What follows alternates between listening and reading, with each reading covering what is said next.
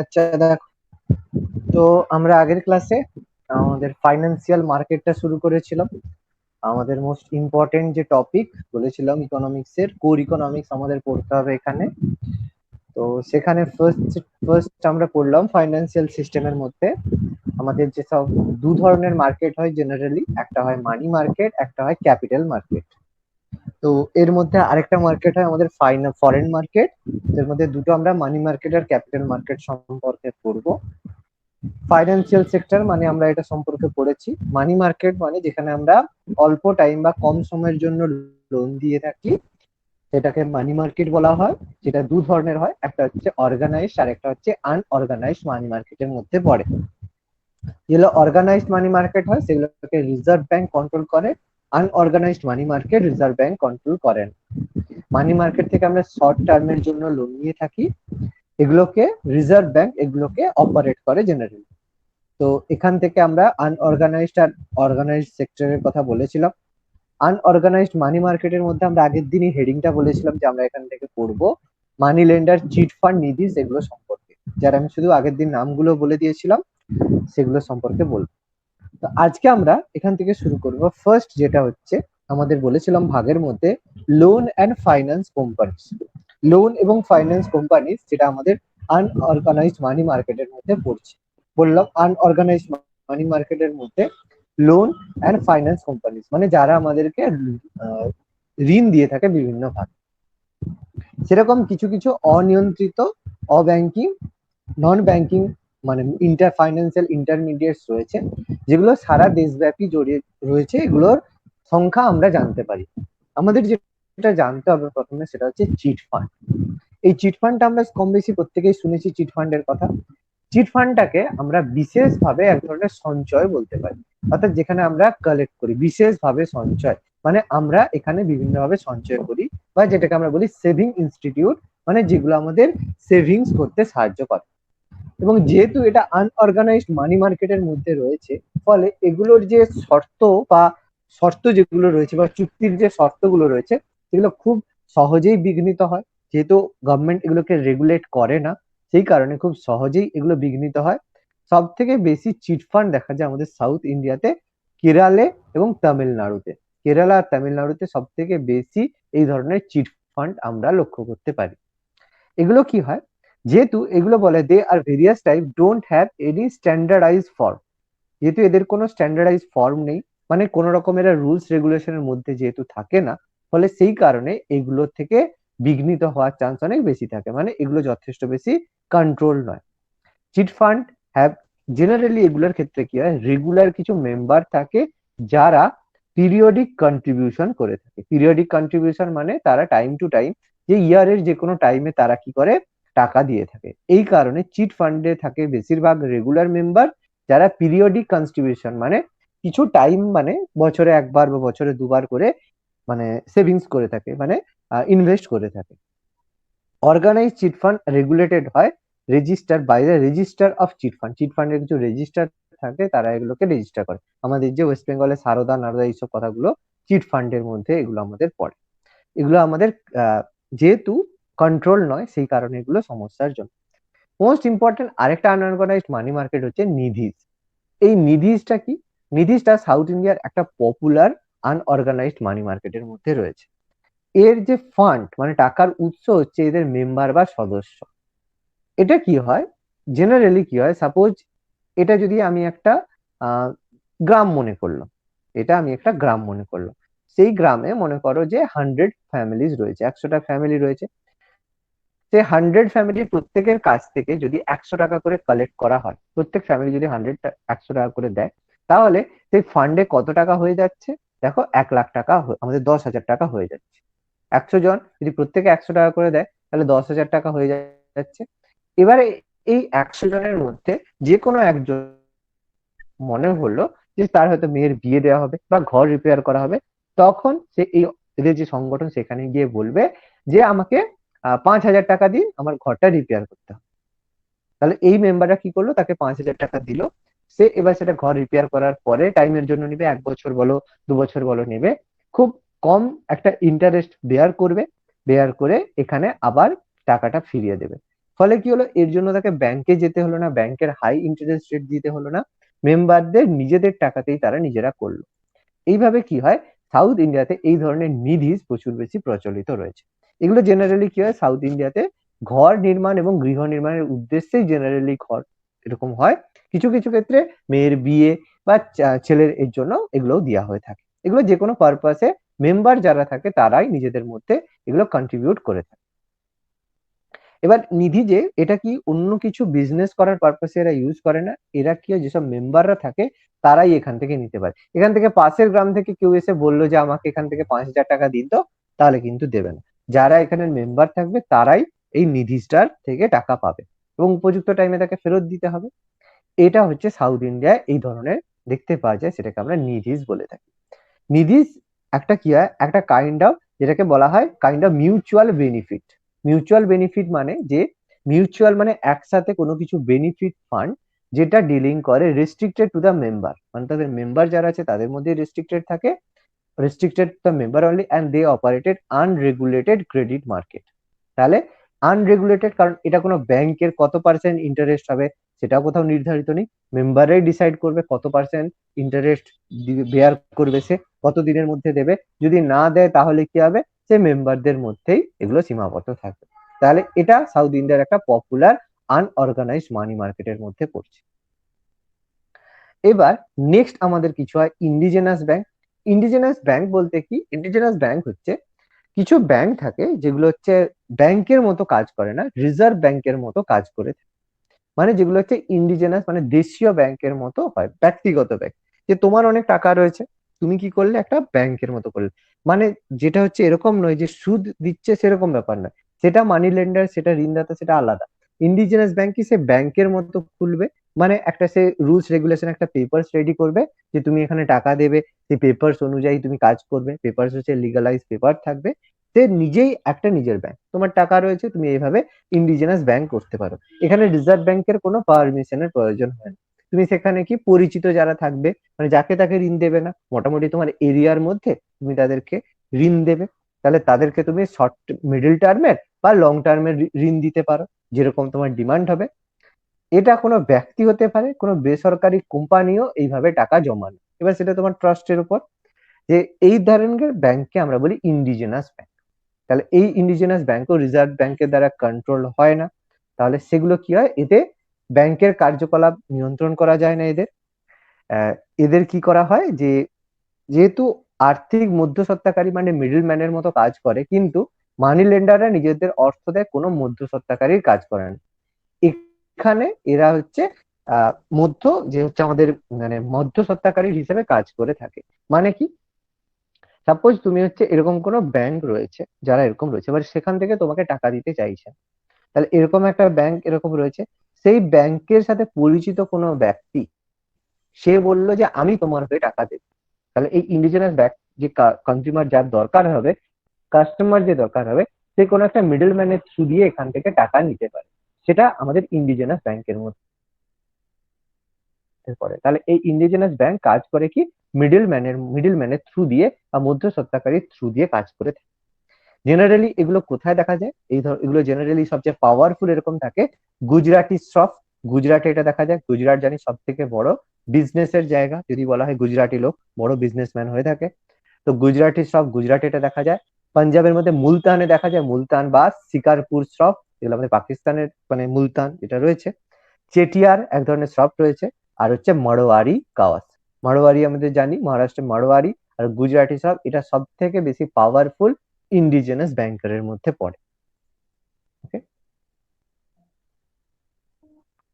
এবার কিছু হয় মানি লেন্ডার। মানি লেন্ডার মানে আমরা সহজেই যাকে হচ্ছে আহ যাদের বলি যে যারা হচ্ছে তোমার দেয় যে আহ আহ, সুদ যা দিয়ে মানি লেন্ডার, মানে যারা ধার দেয়।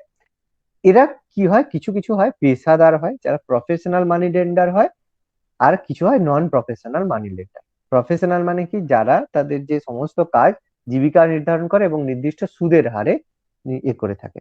আর নন প্রফেশনাল মানি লেন্ডার কিরকম হয়, যারা জীবিকা না থাকলেও চাহিদার ভিত্তিতে ঋণ নিয়ে থাকে। যেমন তুমি তোমার কোনো একটা বন্ধুর কাছ থেকে টাকা নিলে, যে ভাই আমার 50,000 টাকা টাকা টাকা দরকার, তুমি তোকে 4 মাস 3 মাস পরে ফেরত দিয়ে দেবো।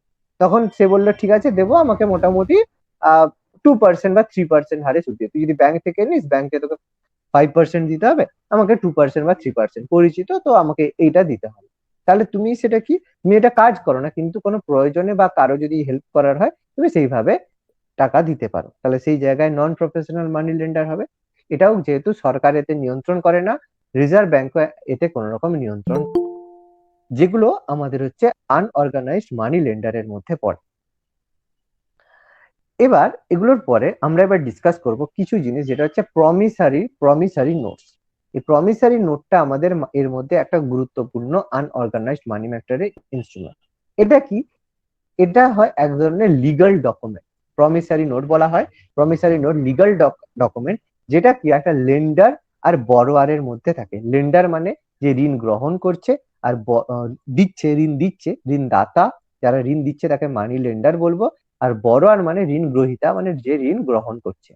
এদের মধ্যে একটা লিগাল ডকুমেন্ট যদি থাকে, যে তুমি এই 10 টাকা স্ট্যাম্প পেপারে লিখে দিলে যে আমি এত টাকা নিচ্ছি, যে আমি তোমাকে 2 বছরের মধ্যে বা এর মধ্যে ফেরত দিয়ে দেবো, তাহলে সেখানে একটা হুইচ দ্য ল্যাটার অ্যাক্সেস হবে certain condition for repayment of the some of money borrowed. মানে তুমি 10,000 টাকা নিলে, 2 বছর পরে তোমাকে বললো যে তুমি তাকে আমাকে 12,000 টাকা ফেরত দেবে, তাহলে সেটা একটা লিগাল পেপারে লিখে দেওয়া হলো।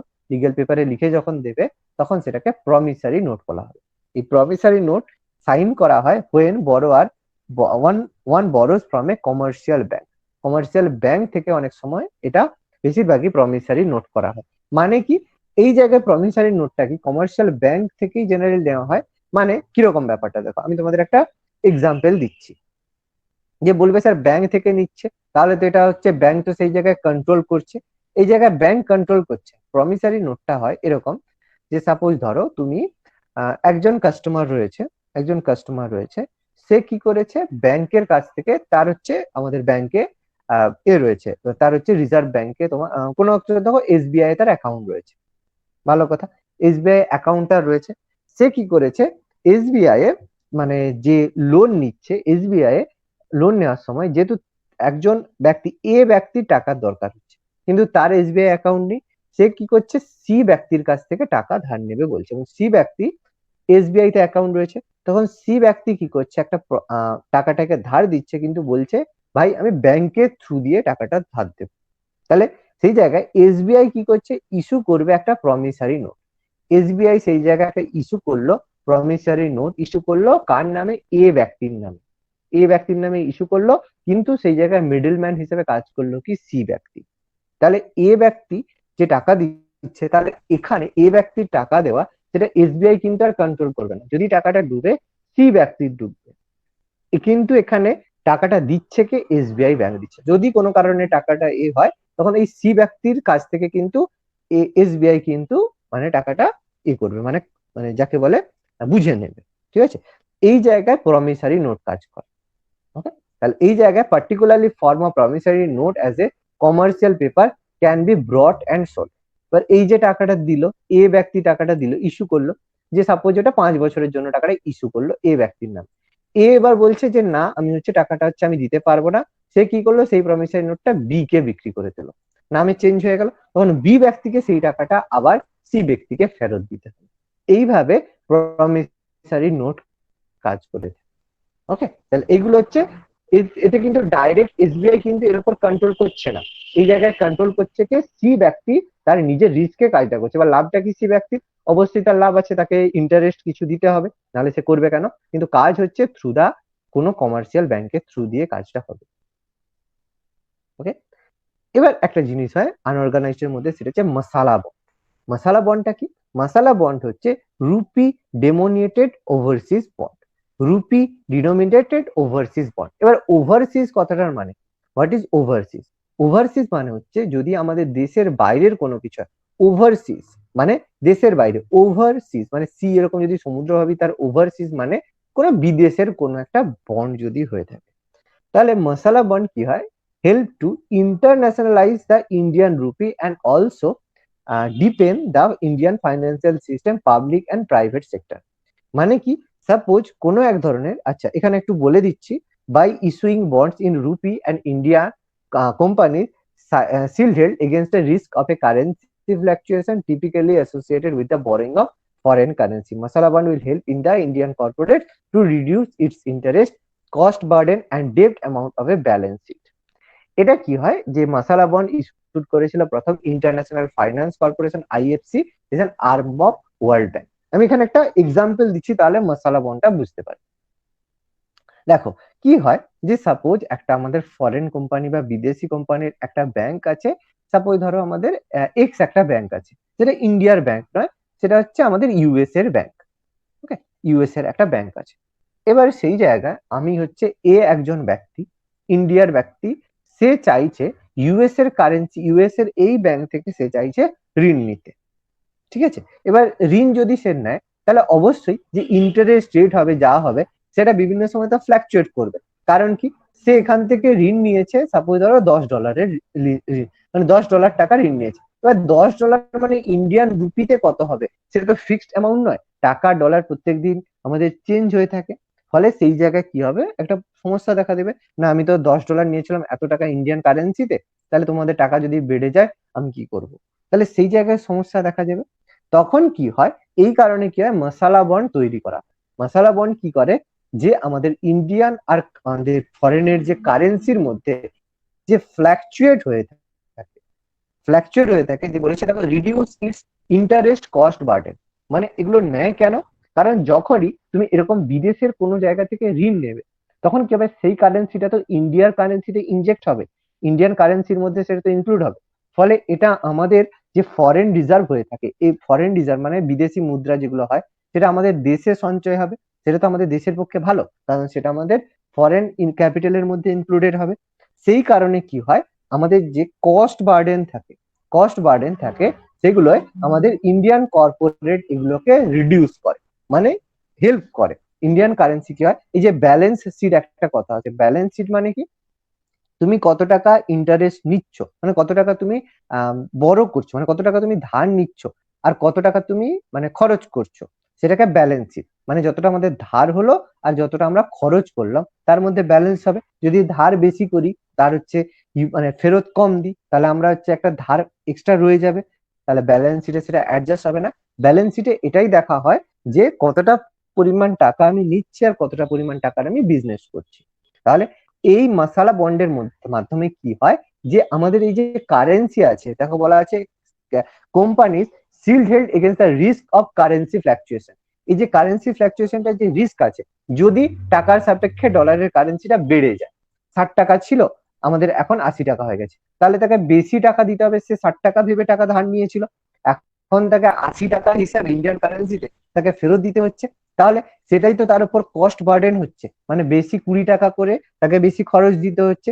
সেই টাকাটা সে ব্যালেন্স শিটে অ্যাডজাস্ট করবে কি করে, সেই অ্যাডজাস্টমেন্ট করার জন্য কি হয়, মশালা বন্ড তৈরি করা হয়, যেখানে এটা বলা থাকে যে আমি ডলার আর টাকা ফ্ল্যাকচুয়েট করলেও যেই অ্যামাউন্টটা আমাদের হচ্ছে আমি তোমার কাছ থেকে ঋণ নিচ্ছি, আমি সেই রেটেই তোমাকে ফেরত দেবো।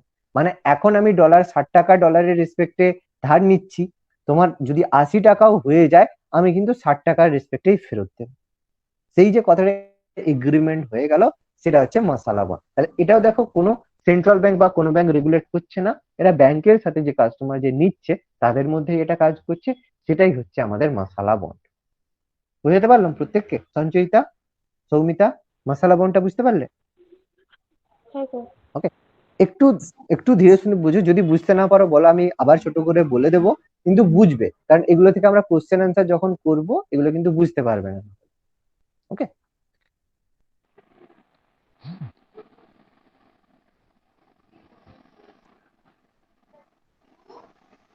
ওকে।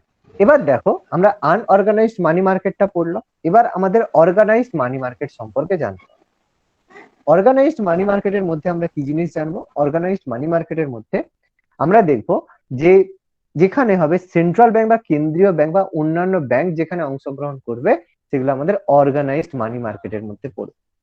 এই অর্গানাইজড মানি মার্কেট গুলো জেনারেলি কি হয়, শিডিউলড হয়। শিডিউল বলতে কি, আমাদের যে সংবিধানের শিডিউল আছে সেই শিডিউল কিন্তু না।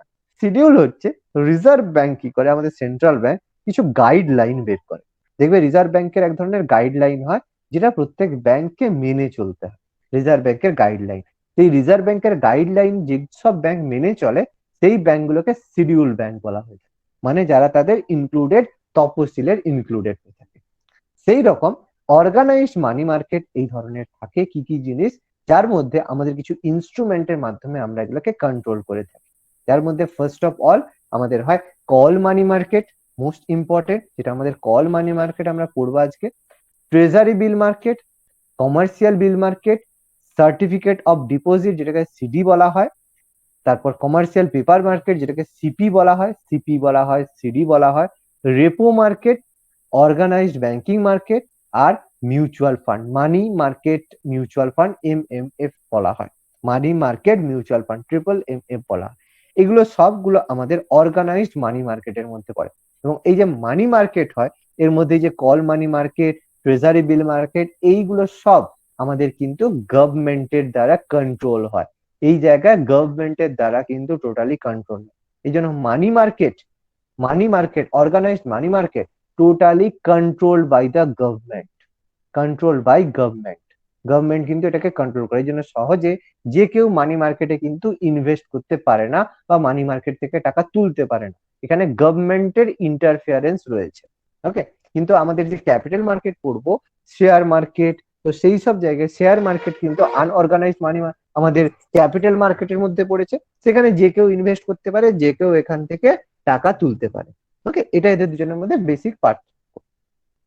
এবার আমরা একটু ডিসকাস করব কল মানি মার্কেটটা কি। কল মানি মার্কেট হচ্ছে সবচেয়ে মোস্ট ইম্পর্টেন্ট কম্পোনেন্ট মানি মার্কেটের মধ্যে। এগুলো কি হয়, যেসব উন্নত দেশগুলো আর যেসব উন্নয়নশীল দেশ, উন্নত দেশ মানে যেগুলো ডেভেলপড কান্ট্রিজ, যেগুলো উন্নয়নশীল দেশ যেগুলো হচ্ছে ডেভেলপিং কান্ট্রিজ, যেসব developing countries are developed countries, সেই জায়গায় কল মানি মার্কেট খুব রয়েছে। কল মানি মার্কেটের সুবিধা কি, খুব তাড়াতাড়ি এখান থেকে টাকা পাওয়া যায় আর খুব তাড়াতাড়ি এখানে রিটার্ন পাওয়া যায়, এই জন্য কল মানি মার্কেট খুব বেশি পপুলার। এগুলো কি হয়, কল মানি মার্কেটের মধ্যে যে টাকাটা হয় সেখানে 1 থেকে শুরু করে 14 দিনের জন্য ঋণ দেওয়া, লিমিটেশন থাকবে। কল মানি মার্কেট মানে বলেছিলাম অল্প স্বল্পকালীন ঋণ দেওয়া হবে।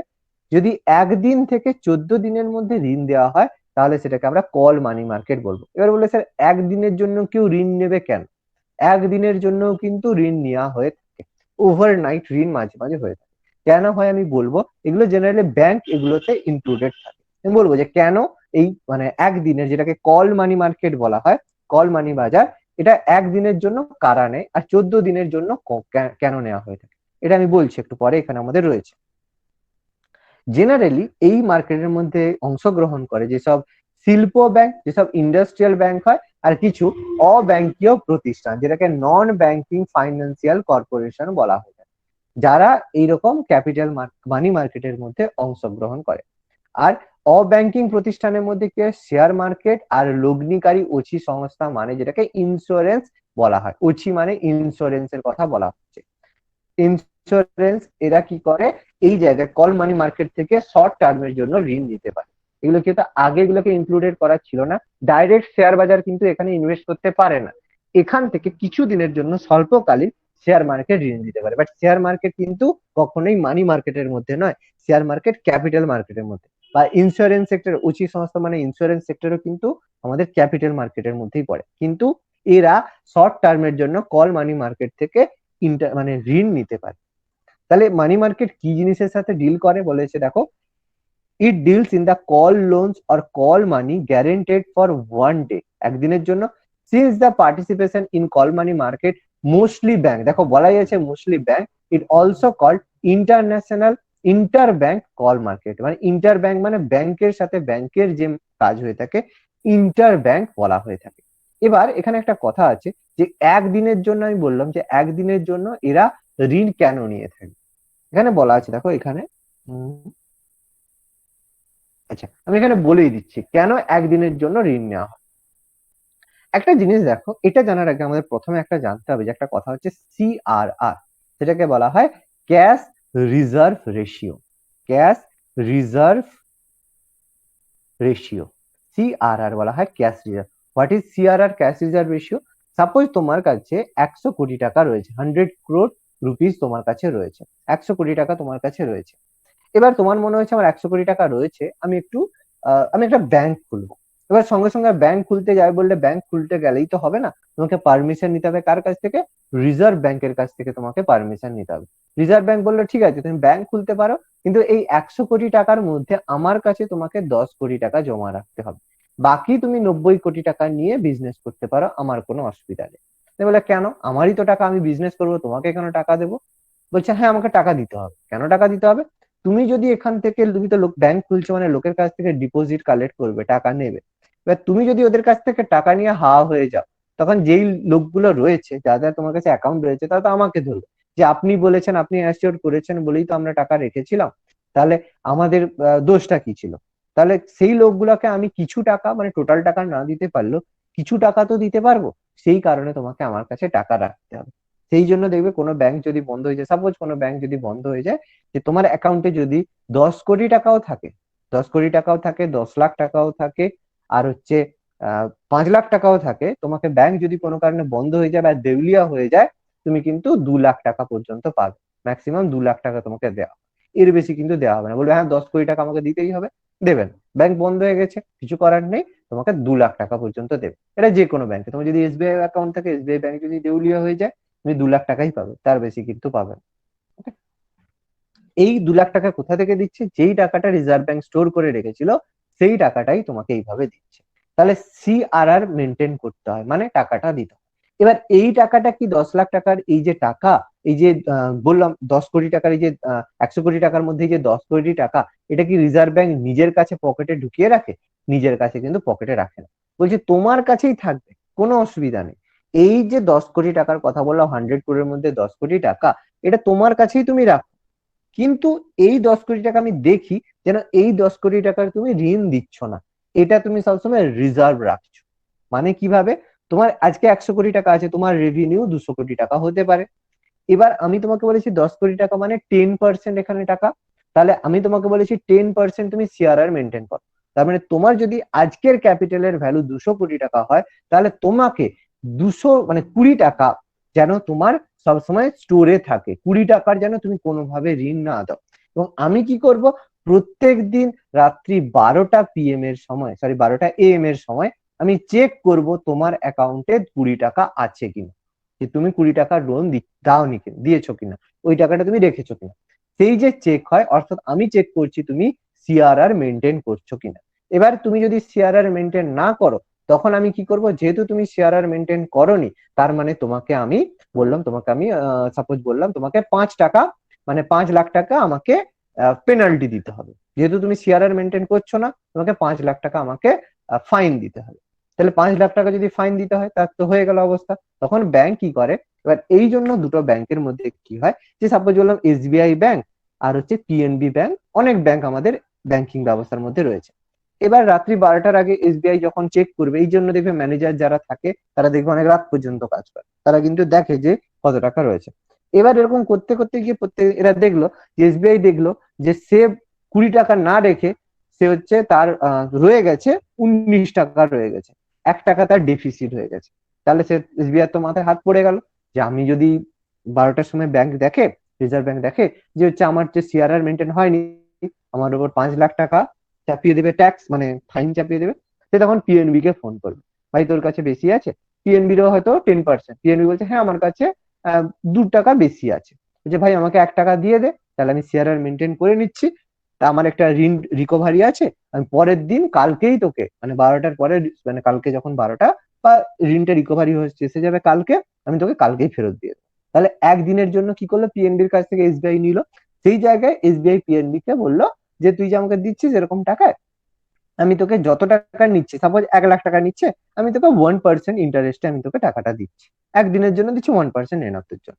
ঠিক আছে, 5 লাখ টাকা বেঁচে গেল, তার জায়গায় হয়তো 10,000 টাকা বা 5,000 টাকা দিয়ে দিল। তাহলে কি হলো, দুটো ব্যাংকের মধ্যে এইভাবে ট্রানজেকশন হয়, মানে এই জায়গায় তাহলে ঋণটা কতদিনের জন্য হলো, একদিনের জন্য। এটা জেনারেলি হয় ইন্টার ব্যাংকিং, মানে দুটো ব্যাংকের মধ্যে জেনারেলি এটা হয়ে থাকে। বুঝতে পারলাম প্রত্যেকে? সঞ্চয়িতা, সমিতা, রিমা, বুঝতে পারলে? হ্যাঁ স্যার। ওকে। এই জন্য বলা আছে দেখো, inter bank call money market, মানে দুটো ব্যাংকের মধ্যে এগুলো হয়ে থাকে। দেখো এটাই আমাদের বলা আচ্ছা, আছে। হুম, বলো বলো। হুম। বলছি স্যার, ওই একদিনের জন্য যে ওটা দেবে, ওটা তো আবার ইন্টারেস্ট দিতে হবে? অবশ্যই ইন্টারেস্ট দিতে হবে। একদম কেউ তোমাকে ফ্রিতে কিছু দেবে না, যাই হবে ইন্টারেস্ট তো ম্যান্ডেটারি। গভর্নমেন্টও ইভেন যে গভর্নমেন্টের ব্যাংকে, রিজার্ভ ব্যাংক আমাদের হচ্ছে গভর্নমেন্টের ব্যাংক, এটা তো আমরা জানি, রিজার্ভ ব্যাংক আমাদের গভর্নমেন্টের ব্যাংক। গভর্নমেন্টেও যদি টাকার প্রয়োজন হয় রিজার্ভ ব্যাংকের কাছ থেকে, যে টাকা যদি ধার নেয়, তখন গভর্নমেন্টকেও কিন্তু ইন্টারেস্ট দিতে হয় রিজার্ভ ব্যাংকে। দেখো, গভর্নমেন্ট রিজার্ভ ব্যাংকের কাছ থেকে টাকা ধার নিল, যখন সে ফেরত দেবে তখন কিন্তু রিজার্ভ ব্যাংকেও কিন্তু ইন্টারেস্ট দিতে হবে। মানে রিজার্ভ ব্যাংককে যে তাকে ইন্টারেস্টে ফেরত দিতে হবে। সাপোজ গভর্নমেন্ট রিজার্ভ ব্যাংকের কাছ থেকে 10 লাখ টাকা নিল, যখন ফেরত দেবে 14 দিনের মধ্যে ফেরত দিয়ে দিতে একটা টার্ম থাকে 14 ডেজ, 14 ডেজের মধ্যে রিটার্ন করতে হয় গভর্নমেন্টকে, এটা ম্যান্ডেটরি ব্যাপার থাকে। তো যখন দেবে তখন কিন্তু ইন্টারেস্ট রেট দিয়ে, ইন্টারেস্ট রেটেই কিন্তু দিতে হবে। যে 10 লাখ নিয়েছিলাম, 10 লাখ টাকা রিজার্ভ ব্যাংকে দিলাম, সেরকম নয় কিন্তু। 10 লাখের উপর যা ইন্টারেস্ট হয় সুদ আসলেই কিন্তু রিজার্ভ ব্যাংকে ফেরত দিতে হবে। বুঝতে পারলে সঞ্চয়িতা? ট্রানজেকশন মানেই ইন্টারেস্ট অবভিয়াসলি থাকবে। ওকে, আচ্ছা। এবার যে ব্যাংক বলেছে, the banks are banks with, দেখো টেম্পোরারি ডিপোজিট অফ ফান্ড যদি হয়, যদি টেম্পোরারি ডেফিসিট হয় ফান্ডের ক্ষেত্রে, the demand side of the bank will temporary exceed the fund from the supply side. Call, যেটাকে বলা হয় কল মানি মার্কেট, যে যার হচ্ছে কম হবে সে অন্য লোকের কাছ থেকে করবে। এবার এই রকমের মানি মার্কেটের চাহিদা প্রথম বিশ্বযুদ্ধের পরে ভারতে এরকম বাজার শুরু হয়। কারণ আমরা জানি ফার্স্ট ওয়ার্ল্ড ওয়ারের পরে প্রচুর পরিমাণে টাকার ডেফিসিট হয়েছিল, সেই সময় আমাদের ফার্স্ট ওয়ার্ল্ড ওয়ারের পরে এই ধরনের বাজার চলে আসে। এখানেও দেখো, কল লোন পরিশোধন যোগ্য ভিত্তিতে ডিসাইড করা হয়। ঋণদাতা এবং গ্রহীতার মাধ্যমে দুজনেই ডিসাইড করে কত পার্সেন্ট ঋণ দেবে না দেবে। খুব কম সময়, অর্থাৎ 1 থেকে 14 দিনের মধ্যে হয়। এবং রেট হেরফের হয়, যা ডিসাইড করবে। যদি একদিনের জন্য ধার নেওয়া হয় তাহলে বলা হয় কল ওভারনাইট। আর যদি 1 থেকে 14 দিনের জন্য নেয় তখন সেটাকে নোটিশ মানি বলা হয়। এগুলো কিন্তু এমসিকিউ তে থাকবে। কল ওভারনাইট মানে একদিনের জন্য, 14 দিনের জন্য যদি হয় নোটিশ মানি। এই যে বললাম এসবিআই পিএনবি এর কাছ থেকে টাকা নিল, যে আমার ভাই একটু টাকার শর্ট আছে, তোমাকে টাকা দিয়ে 14 দিনের মধ্যে আমি রিটার্ন করতে পারবো, তখন সে তার কাছ থেকে নিল নোটিশ মানি। আর যদি একদিনের জন্য হয়, কল ওভারনাইট মানি। ওকে, এবার দেখো কল মানি আর এই যে নোটিশ মানি, এটা জেনারেলি কি হয়, এটা সবসময় ইন্টার ব্যাংকিং হয়ে থাকে, দুটো ব্যাংকের মধ্যেই জেনারেলি হয়ে থাকে। ব্যাংক টু ব্যাংক বুঝে নেবে। কিন্তু বর্তমানে কি হয়, যেগুলো আমাদের এফআইআই, ফরেন ইনভেস্টমেন্ট ইনস্টিটিউট যেগুলো রয়েছে, যারা বিদেশি সংস্থা রয়েছে, কিছু মিউচুয়াল ফান্ড রয়েছে, কিছু ইন্স্যুরেন্স কোম্পানি, তারাও কিন্তু বর্তমানে এইভাবে কাজ করছে। প্রত্যেকেই দেখো বিজনেস করতে এসেছে, তো বিজনেস করতে যখন এসেছে তখন সেই কারণে এরা কাজ করবে। প্রথমের দিকে এখানে কিছু বড় ধনী ব্যক্তি আর কিছু ভারতের ব্যাংক, বিদেশি ব্যাংক যোগদান করলেও 1956 থেকে ভারতের ব্যাংক এবং 1970 থেকে ভারতের স্টেট ব্যাংক এবং অন্যান্য তার অ্যাসোসিয়েট ব্যাংকও এখানে জয়েন করে। ফলে কি হয়, বিজনেসটা আরো বাড়ে, এই মানি মার্কেট আরো বেশি বাড়ে। 1970 সালে LIC, Life Insurance Corporation of India, UTI, union trust of India, ভারতের হচ্ছে গুরুত্বপূর্ণ একটা ট্রাস্ট, যেখানে আমাদের প্রচুর, মানে এটাকে ইউটিআই কে আমাদের মানি মার্কেটের বস বলা হয়ে থাকে। মানি মার্কেটের বস মানে এর কাছে সব থেকে বড় ফান্ড ইউটিআই এর সবসময় থাকে। ইউটিআই, ইউনিয়ন ট্রাস্ট ইনস্টিটিউট, যেটা আমাদের ইন্ডিয়ার যে ইউনিয়ন ট্রাস্ট থাকে, এই ট্রাস্টে প্রচুর টাকা থাকে। প্রথমে এরা কিন্তু জয়েন করেনি, 1917 এর পর থেকে এদের ফান্ড এতটা ইনক্রিজ করে, এরা কিন্তু এখানে মানে জয়েন করে, এলআইসি, ইউটিআই এরা জয়েন করে। 1970 সাল থেকে ব্যক্তি বিশেষকে সুযোগ দেওয়া হয়নি, পরে জয়েন করা হয়। মূলত আমাদের যে বড় বড় শহর, যেগুলো মেট্রোপলিটন সিটি, মুম্বাই, কলকাতা, চেন্নাই, আহমেদাবাদ, দিল্লি এবং ব্যাঙ্গালোর, এরকম 6টা শহরে এরকম কল মানি মার্কেট দেখা গিয়েছে। সব থেকে বড় কল মানি মার্কেট হচ্ছে মুম্বাইয়ের কল মানি মার্কেট, সব থেকে বড়। আর গুরুত্বপূর্ণের মধ্যে কলকাতার মুম্বাই সবচেয়ে গুরুত্বপূর্ণ, তবে এর মধ্যে মুম্বাই সবচেয়ে বড় কল মানি মার্কেট। এখানে যে কল রেট ভীষণভাবে বাজার দ্বারা নিয়ন্ত্রিত, মানে বাজারে যদি ডিমান্ড বেশি থাকে কল রেট বাড়বে, ডিমান্ড কম থাকলে কল রেটটা কমবে। এগুলো কি হয়, জেনারেলি ফোনের দ্বারা নিয়ন্ত্রিত, ফোনের দ্বারা নিয়ন্ত্রিত হয়। ফোনে বলে দিলে আমার টাকার ডেফিসিট হয়েছে, ফোনের মাধ্যমে এগুলো হয়ে থাকে। কোনো লিগালাইজ পেপার খুব বেশি থাকে না এখানে। ফোনের দ্বারাই ঋণদাতা গ্রহীতাদের মধ্যে সুদের হার, লেনদেন ঠিক করা হয়। এরপর 1988-এ ভারতে বহু প্রত্যাশিত গঠন করা হয় ডিএফএইচআই, ডিসকাউন্ট ফর আমাদের হাউজিং ইনস্টিটিউট বলা হয়, যেগুলো আমাদের ডিসকাউন্টের বাজার বলা হয়। পরের ফুল ফর্মটা আমাদের রয়েছে ডিসকাউন্ট ফর হাউস ইনস্ট্রুমেন্ট রয়েছে। এরা কি হয়, যেটা আমাদের বিভিন্ন যে বলা হয় যে ডিসকাউন্ট মানে কি হয়, যে সাপোজ কোনো একটা মানি মার্কেট থেকে টাকা ধার নেওয়া হচ্ছে, ধার নেওয়ার জন্য যে টাকার ডেফিসিট হচ্ছে বা তার জন্য যে ছাড় দেওয়া হচ্ছে, বিজনেস তুমি করতে গেলে বাইরের কোনো একটা দেশের সাথে, তখন যে ডিসকাউন্ট দরকার হয় সেই ডিসকাউন্ট গুলো আমাদের ডিএফএইচআই দেখে যে তুমি সেইগুলো মেনটেন করছো কিনা। এর মাধ্যমে কি হয়, অল্প সময়ের জন্য অলস ফান্ড, আইডিয়াল ফান্ডকে ব্যবহার করতে ডিএফএইচআই সাহায্য করে। আইডিয়াল ফান্ড বলতে কি, অলস অর্থ কেন বলা হচ্ছে, অলস অর্থ বলতে সাপোজ আমি তোমাদের একটা এক্সাম্পল দিচ্ছি, যে তুমি একজন হচ্ছে তুমি কোনো একটা গভর্নমেন্ট এমপ্লয়ি বা তুমি একটা রিটায়ার্ড গভর্নমেন্ট এমপ্লয়ি, তোমার অ্যাকাউন্টে তুমি হচ্ছে 5 কোটি টাকা রেখেছো, রাখতেই পারো, 5 কোটি টাকা তুমি অ্যাকাউন্টে রেখেছো, যদি দরকার হয় রেখেছো। এবার এই টাকাটা তুমি দেখো খরচ করছো না, তুমি টাকাটা জমা করে রেখেছো ব্যাংকে, আমার যেদিন প্রয়োজন হবে সেদিন করব, আমি টাকাটা রেখে দেবো, সেভিংস অ্যাকাউন্টেই তুমি রেখে দিলে, কোনো জায়গায় তুমি ইনভেস্ট করছো না, তুমি টাকাটা তুমি ব্যাংকেই জাস্ট ফেলে রেখেছো। তাহলে এই যে টাকাটা, এটা কোনো কাজে লাগছে না, কারণ যেহেতু ব্যাংকের সেভিংস অ্যাকাউন্টে রয়েছে, যে কোনো সময় তুমি তুলতে পারো, সেই রেসপেক্টে ব্যাংক এটাকে কোনো কাজে লাগাতে পারছে না, সেইটাকে বলা হয় আইডেল ফান্ড। মানে যেহেতু এটা কোনো কাজে লাগছে না, সেই কারণে এটাকে বলা হচ্ছে আইডেল ফান্ড। এবার ব্যাংক কি করে, ডিএফএইচআই এই আইডেল ফান্ড দেখছে, যেই ব্যাংকের টাকা খুব বেশি ইউজ হচ্ছে না যেই টাকাটা, সেটা কি করে, ইনভেস্ট করে, ইনভেস্ট করে এই আইডেল ফান্ডকে কাজে লাগাতে সাহায্য করে। এই কারণে দেখবে ব্যাংকে তোমার অ্যাকাউন্টে যদি আজকে 10 কোটি টাকাও থাকে, তুমি কিন্তু 10 কোটি টাকাই তুলতে পারবে না। তুমি যখন ট্রানজেকশন করতে দেবে, তোমাকে একটা লিমিট বলবে, তুমি 2 লাখ টাকার বেশি তুলতে পারবে না। আর যদি তুলতে চাও, আগে থেকে তোমাকে ব্যাংককে জানাতে হবে।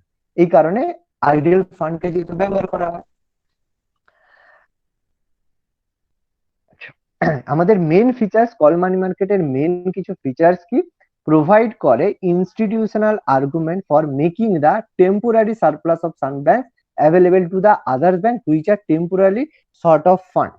যে টাকার যদি ফান্ডের যদি শর্ট হয়, তখন আমরা কল মানি মার্কেট থেকে টাকাটাকে নিয়ে থাকি। বললাম কোনো ব্যাংকের যদি সিআরআর মেনটেন না হয় বা ফান্ডের অভাব দেখা যায়, temporary surplus of the fund যদি হয়, তখন এইভাবে করা হয়। Mainly the bank participate in the call market, ব্যাংকরাই জেনারেলি এখানে পার্টিসিপেট করে। State Bank of India always is a lender side of the market, SBI সবসময় আমাদের কাজ করে থাকে লেন্ডার সাইড, ঋণ দিয়ে থাকে, কারণ এসবিআই এর যে ক্যাপিটাল অনেক বেশি থাকে। The call money market operate through the brokers, call money market generally যে ব্রোকার বা দালালের দ্বারাই অপারেট হয়, who always keep in touch with the bank and establish a link between the borrowing and lending bank. Through the ব্রোকারই কিন্তু generally হয়ে থাকে। তোমরা যদি একটা ওয়েব সিরিজ আছে, তোমরা যদি দেখতে পারো, খুব ভালো, সেটা হচ্ছে, আমি মাঝে মাঝে প্রায়ই তোমাদের বলি, সেটা হচ্ছে স্ক্যাম 1992। যদি দেখে থাকো, ভালো, দেখলে এখন কি কতটা বুঝতে পারবে জানি না, বাট যদি ওয়েব সিরিজটা দেখো ভালো লাগবে, স্ক্যাম 1992। ওখানে একজন আমাদের বড় মানে ব্যক্তি ছিল, তার নাম ছিল হর্ষদ মেহতা, সবচেয়ে বড় ইন্ডিয়ার হচ্ছে স্ক্যামের সাথে যুক্ত এই ব্যক্তি হর্ষদ মেহতা। তো সে এটাকে নিয়ে, তার যে বায়োগ্রাফি বা লাইফ নিয়ে আমাদের এই ওয়েব সিরিজটা করা হয়েছে। এখানে প্রচুর জিনিস, share market, money market, share market, money market নিয়ে খুব এগুলো এখানে বলা হয়েছে। ওকে, আচ্ছা, এবার দ্য মানি মার্কেট। আচ্ছা, এখানে আমি একটু বলে দিই যে কল মানি মার্কেটের মধ্যে highly sensitive and competitive market হয়। As such the best indicator of liquidity position of organise. Liquidity কি আমরা এখানেই বলবো, আমি পরে বলছি। মানি মার্কেটের লিকুইডিটিটাকে মেনটেন করে।